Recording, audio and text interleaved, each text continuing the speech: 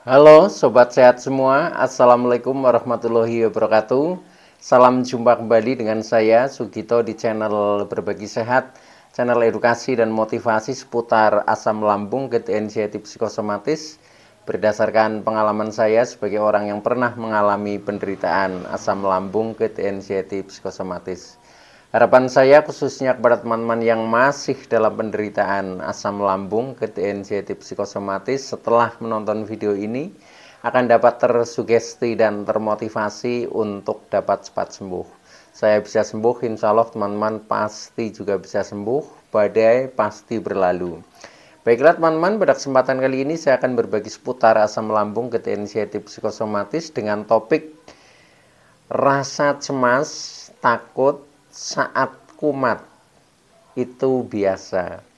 Baiklah teman-teman ya, sebelum saya lanjutkan, tolong yang belum subscribe channel ini, klik subscribe dan loncengnya supaya teman-teman tidak ketinggalan konten video-video berikutnya.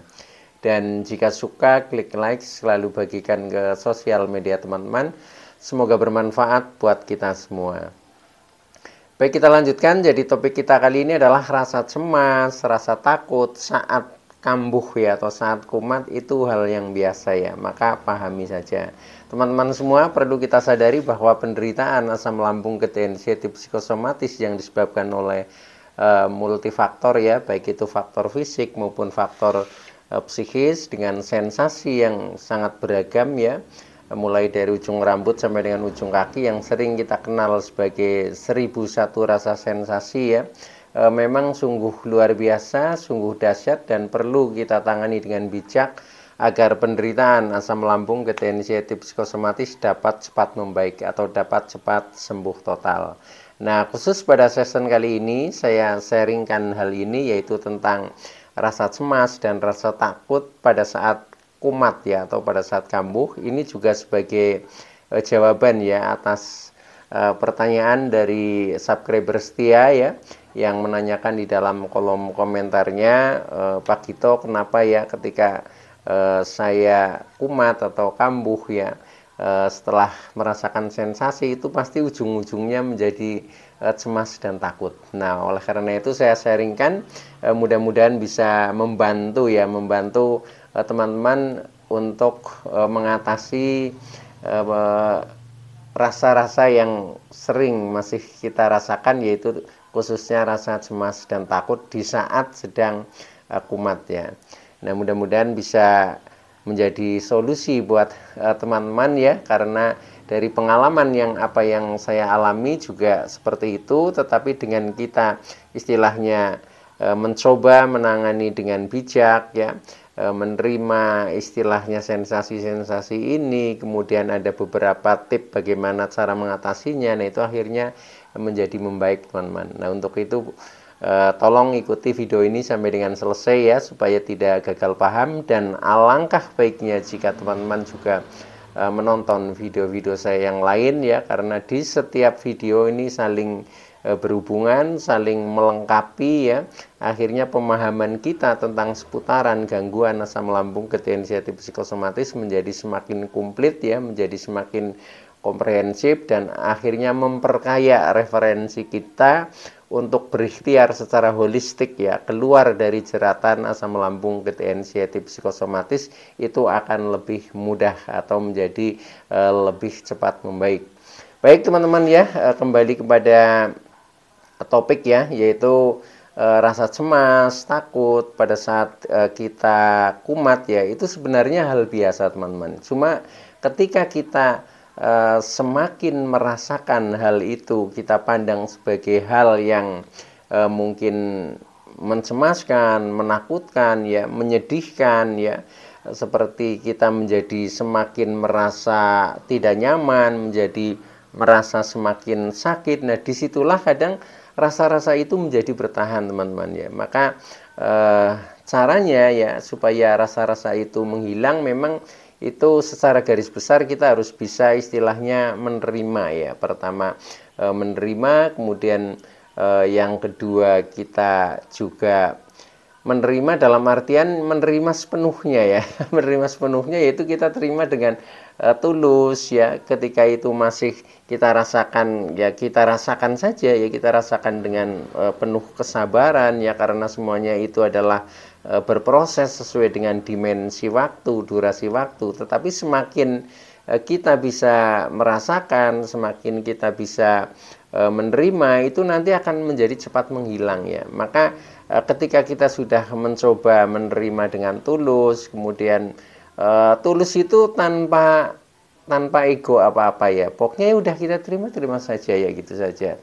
Nah kemudian kita ikuti, kita terima dengan sabar ya. Sabar itu juga mengandung dimensi waktu ya. Jadi kalau itu masih melekat ya, masih kita merasakan, ya sudah, kita syukuri saja, yaitu dengan sabar, kita nikmati. Karena apa? Karena tujuannya sebenarnya supaya kita bisa merasakan. Itu sebenarnya itu dari yang Maha Kuasa itu menghendaki supaya kita bisa merasakan, oh orang keliengan itu seperti ini, orang cemas seperti ini, orang lemes seperti ini, itu seperti itu. Nah ketika itu sudah kita terima dengan tulus, dengan sabar ya, bahkan kita di tingkat berikutnya yaitu bisa pasrah ya.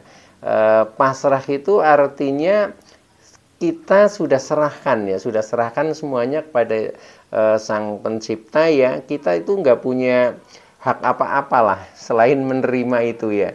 Nah maka dengan seperti itu nanti akan lahirlah keikhlasan. Jadi keikhlasan ini adalah pencapaian ya, pencapaian setelah kita melalui tahap ketulusan, kesabaran, kepasrahan. Nah disinilah ikhlas ini akan didapat ya. Tetapi ketika kita kadang ngomong, iya saya sudah ikhlas ya, tetapi tahapan awalnya itu belum dilalui, yaitu belum melalui proses ketulusan, kesabaran, kepasrahan.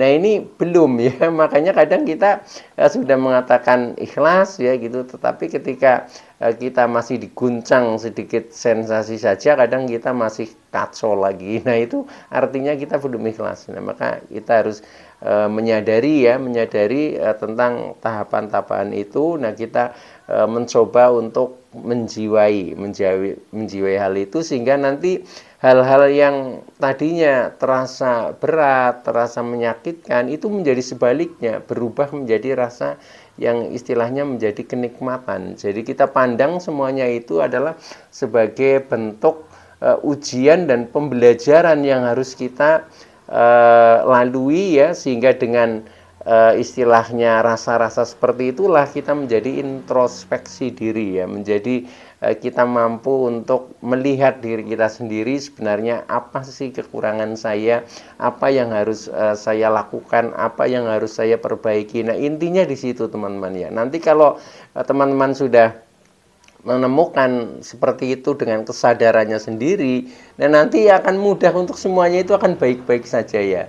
Karena apa? Karena yang sifatnya kecemasan, ketakutan ini sumbernya kan dari pikiran kita, dari emosi kita, dari perasaan kita yang kadang tidak terkendali ya, tidak terkendali, dan kita tidak sadar sedang dimainkan oleh pikiran kita yang negatif, dimainkan oleh emosi kita yang masih suka marah-marah misalkan seperti itu, sehingga kita merasakan hal ini sebagai sesuatu yang menyakitkan, itu seperti itu. Padahal itu sebenarnya bukan ya, itu hanya sebagai terapi terhadap diri kita, agar kita itu bisa merasakan nikmatnya orang sehat itu ketika kita pernah merasakan bagaimana rasanya orang sakit, itu seperti itu. Jadi hal yang bersifat dualitas itu harus kita alami semua teman-teman. Nah ini hikmah dari ketika kita menghayati tentang gangguan asam lambung ketensia itu psikosomatis. Tetapi teman-teman nggak usah takut, nggak usah tambah cemas ya, semuanya kan baik-baik saja. Yang penting proses tentang penyadaran diri kita ini segera kita temukan. Ketika kita sudah menemukan ya sudah, ini semuanya itu adalah kenikmatan sebenarnya seperti itu. Tetapi kalau belum, apalagi kita masih menolak dengan sensasi-sensasi yang kita rasakan, belum kita terima ya, nah itu rasanya menjadi semakin semakin tak karuan ya. Itu seperti itu. Makanya intinya kita memang harus menerima ya. Bahkan sensasi-sensasi itu ya yang kelihatannya menyakitkan itu selain kita terima harus kita peluk ya. Kalau kita sudah bisa memeluk emosi ya, akhirnya kita menjadi istilahnya menjadi dingin lah, menjadi dingin, menjadi tenang, dan akhirnya semuanya itu akan membaik ya. Jadi bayangkan diri kita ini sebagai lautan ya, jangan kita memandang sebagai gelombang. Gelombang itu akan selalu bergerak dan naik turun ya, yang kelihatannya itu tidak mengenakan ya. Tetapi kalau kita sebagai lautan, gelombang itu akhirnya akan tenggelam ya, tenggelam dan di dalam itu tenang. Nah itulah jiwa kita. Jadi kita berusaha menyelami ke dalam diri kita. Sebenarnya yang membuat kita cemas, membuat kita takut itu karena pikiran dan emosi kita dan ego kita itu kadang tidak terkontrol, itu seperti itu. Nah, itu yang bisa mengontrol adalah diri kita sendiri, yaitu jiwa kita yang selalu memberikan kedamaian, ketentraman, ya, ketenangan. Itu sumbernya dari dalam batin kita. Itu jadi kita pandang segala sesuatu ini dari segi sisi baiknya atau dari segi hikmahnya. Nah, itu nanti akan ketemu seperti itu, teman-teman. Nah, baik ya.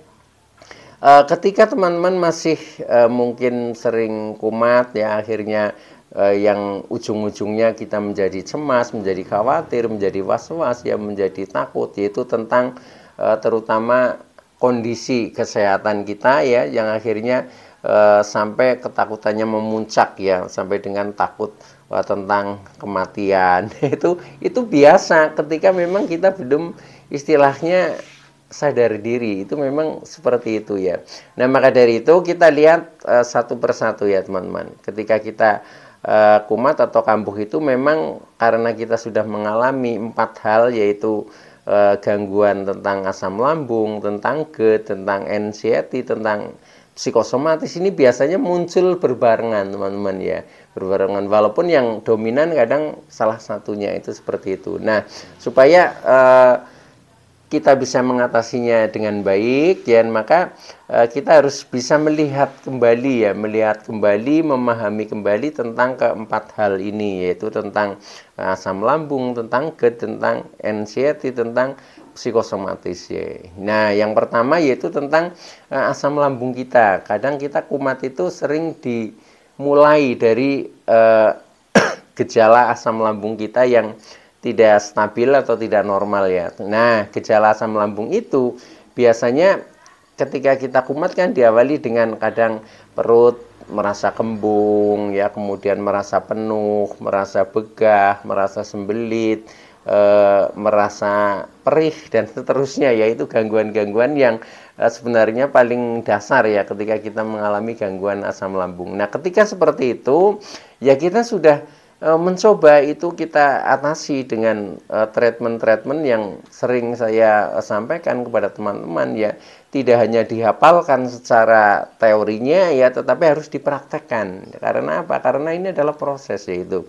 Nah, penanganannya bagaimana ya? Bisa kita misalkan minum obat ya, kalau misalkan apalagi kita masih punya obat misalkan ya, nah tentunya obat yang dari dokter ya udah kita minum saja. Nah, selain itu supaya perut ini menjadi damai, asam lambung menjadi normal kembali, yaitu kita barengi dengan kita menjaga misalkan pola makannya ya yang baik, kemudian pola hidupnya, kemudian pola perilakunya, pola spiritualnya, semuanya itu akan berhubungan teman-teman ya. Nah, itu lakukan saja ya, lakukan saja dengan ya dengan tulus. Memang dalam prosesnya kita melakukan segala sesuatu ini harus mengandung 4 hal, yaitu ini yang bersifat psikisnya ya. Jadi kita itu harus melakukan dengan ketulusan, dengan kesabaran, dengan kepasrahan,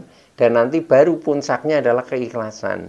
Jadi keikhlasan ini kan pencapaian. Nah, itu lakukan saja dengan itu ya. Jadi tapi kadang beda, kita sudah mempunyai beberapa metode, beberapa treatment yang harus kita lakukan. Ketika secara psikisnya kita tidak melakukan dengan 4 hal ini, ya tidak kita barengi dengan secara mental kita untuk tulus, untuk sabar, untuk pasrah, untuk ikhlas, itu kadang juga menjadi tetap ada ganjalan. Karena apa? Karena seperti kecemasan, ketakutan ini adalah sumbernya juga dari rasa-rasa psikis yang sifatnya abstrak ya. Jadi bukan masalah fisik ya, tetapi masalah psikis. Maka dari itu ya, itu harus dilatih teman-teman ya, itu begitu.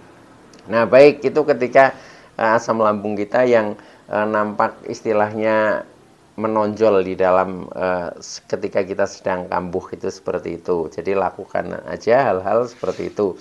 Nah, kemudian ketika asam lambung itu sering kambuh, biasanya itu juga GERD juga akan timbul ya, itu GERD itu. Nah, GERD itu gejalanya ketika kita merasakan dada kita panas ya, dada kita nyeri ya, kemudian dada kita pegel-pegel, kadang dada kita ada bahkan sakit ya, bahkan ada yang seperti tertusuk, kadang ada sakit yang berpindah-pindah, walaupun sakitnya sebenarnya hanya di otot-ototnya ya, enggak di dalam ya sebenarnya, cuma kita dalam berpikirnya itu sepertinya sakit sampai ke dalam ya, sebenarnya enggak ya. Kalau kita kayak pijit-pijit ini kan lebih terasa ya, itu sebenarnya hanya di otot-otot. Karena apa?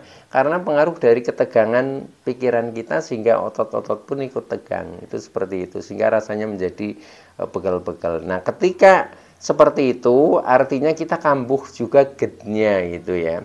Nah, ketika kambuh GERD-nya penanganannya ya boleh jadi mungkin minum obat ya, itu bagi yang masih minum obat ya. Bagi yang sudah tidak ya tetap menjaga 5P-nya ya, itu lakukan dengan baik ya, dan termasuk tip-tip yang berhubungan dengan GERD ya. Tip-tip yang berhubungan dengan GERD contohnya misalkan kita habis makan ya, jangan langsung tiduran ya. Kalau misalkan kita tiduran juga berusaha nyender ya, kepala lebih tinggi ya, mungkin dengan menggunakan 2 bantal atau 3 bantal, itu juga akan membantu untuk tidak ini GERD itu selalu terjadi ya.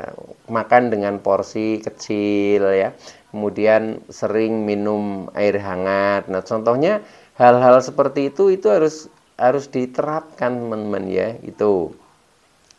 Nah, jadi pokoknya banyak hal yang harus kita lakukan ya, tetapi melakukannya itu dengan 4 hal tadi ya, kita lakukan dengan tulus, dengan sabar, dengan pasrah. Nah, akhirnya sampai ikhlas, itu seperti itu.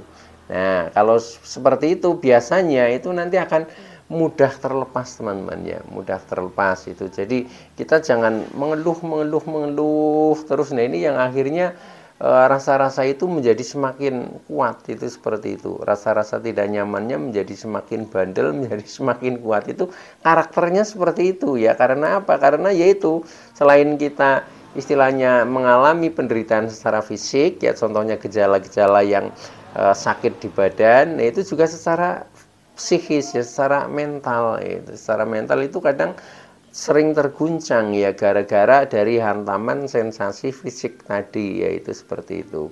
Nah, kemudian yang ketiga kita lihat dari segi misalkan anxiety disordernya ya, kecemasan kita yang berlebih sehingga menimbulkan itu rasa khawatir, rasa was-was, kemudian badan menjadi lemes ya, keliengan, perasaan takut mati dan seterusnya ya, itu seperti itu. Nah, karena tadi dihantam oleh sensasi yang sebenarnya nggak seberapa, tetapi karena pikiran kita kecemasannya masih melekat dari datang, nah akhirnya rasa itu menjadi semakin membesar, itu seperti itu. Nah, penanganannya bagaimana? Ya kendalikan secara mental kita ya, kendalikan secara mental kita, pikiran, kemudian emosi, perasaan, ini harus sinkron ya. Sinkron dalam artian yaitu selaras ya, selaras untuk mencari istilahnya, pertama kita bisa menerima ya, kedua bisa